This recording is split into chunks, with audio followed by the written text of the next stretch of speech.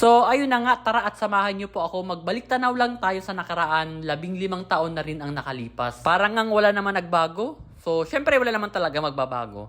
So for today's ganap na tara at samahan niyo ako, gagawa tayo ng espasol at biko for today's video. Na talaga namang hindi natin makakalimutan for the rest of my life. So una muna pala, bumili muna ako ng niyog. So pinapiga ko na rin.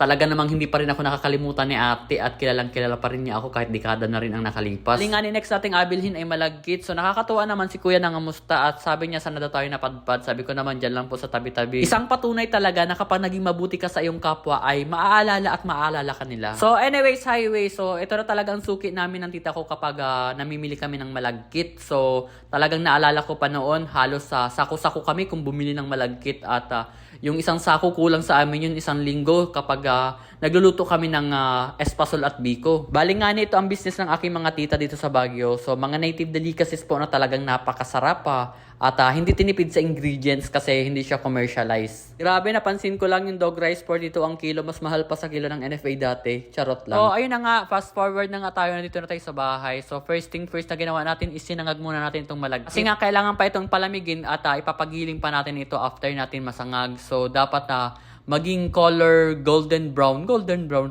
Basta ganito ang kulay niya pagkatapos niyong masangag. Kasi nga dapat palamigin muna natin itong malagkit na sinangag natin na ito bago natin dalhin sa paggilingan at ayaw nilang gilingin kapag mainit pa. Ay awan ko lang kung bakit. So ayun na nga, after 20 years, nandito na tayo ngayon sa paggilingan ng malagkit. So dito pa rin tayo sa ating suki simulat sa pool. Ito ang tip ko para sa isang masarap na espasol is sabihin nyo sa nagigiling na dapat pinong-pino yung paggiling nila ng malagkit kasi kapag magaspang ay hindi masarap sa espasol. So ayan, after 30 years nga pauwi na rin tayo at lutuin naman natin ang ating espasol. So ito pala yung ating biniling gata kanina, 'di ba, kay ate. So gagamit lang tayo ng brown sugar for today's video. Bali 1 kilong asukal nga ang ginamit natin dito sa 5 tasang gata ng nyog. So bago ang lahat, syempre dapat haluin natin ito ng mabuti para naman na magmix yung asukal at gata ng nyog, 'di ba? So pakuluan lang po natin ito ng mabuti at talaga namang kulong-kulo. Kasi based on my experience, so talaga naman kapag hindi masyadong kuloy yung gata ng nyog ay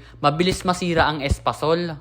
Bali, naglagay din pala tayo ng mani dito para naman kapag kinain natin ng espasol ay may konting texture naman. So, pwede rin pala maglagay ng buko dito. So, ayan, kapag tansya natin kulong-kulo na ang gata, so ilagay naman natin itong powdered malagkit. So, ito pala yung pinagiling natin kanina, o diba? Bali, 1 kilo rin pala nitong powdered malagkit ang ilalagay natin dito. So, ayun na nga, kapag nailagay na natin itong malagkit na ito, so syempre kailangan nating haluin para mag-mix naman yung gata at itong malagkit, diba? Alam nga naman, pabayaan mo. Charot lang. Bali nga hininaan ko muna ang apoy nito at habang hinahalo ko ito. So kung malakas talaga ang apoy nito ay tatalsik-talsik sa kamay mo itong gata ng nyug. Sobrang init ba naman. After 10,000 years nga ng paghahalo, so magiging ganito siya. So may natitira pa tayong powdered malagkit. So ibubuhos natin yan. Kailangan talaga nating haluin ito ng mabuti kasi nga kapag hindi natin ito nahalo ay magbubuo-buo itong powdered malagkit na ito.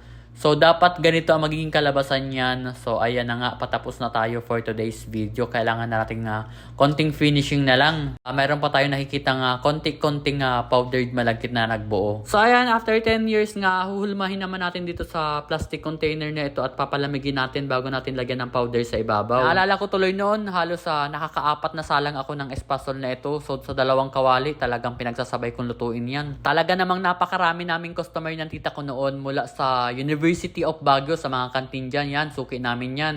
So, sa mga restaurant, sa mga gilid-gilid dyan, sinusuplayan namin yan. Naalala ko nga, nagsusupply rin kami sa supermarket, pati yung mga tindahan na malapit sa mga bus station kasi nga, para sa pasalubong ba. Maliban pala sa espasol, syempre nagluluto din tayo ng ibang kakanin. So, syempre hindi mawawala ang masarap na biko.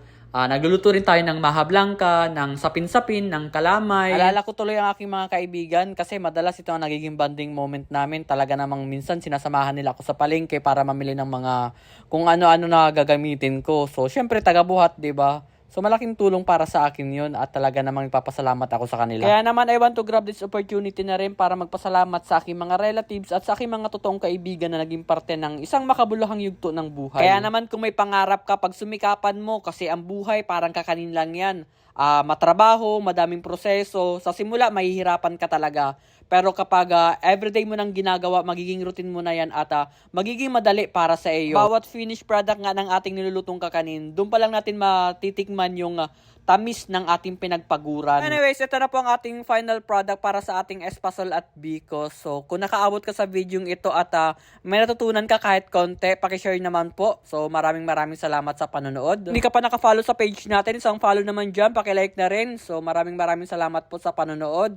Kaya naman hanggang dito na lang muna tayo. Hanggang sa muli. Paalam!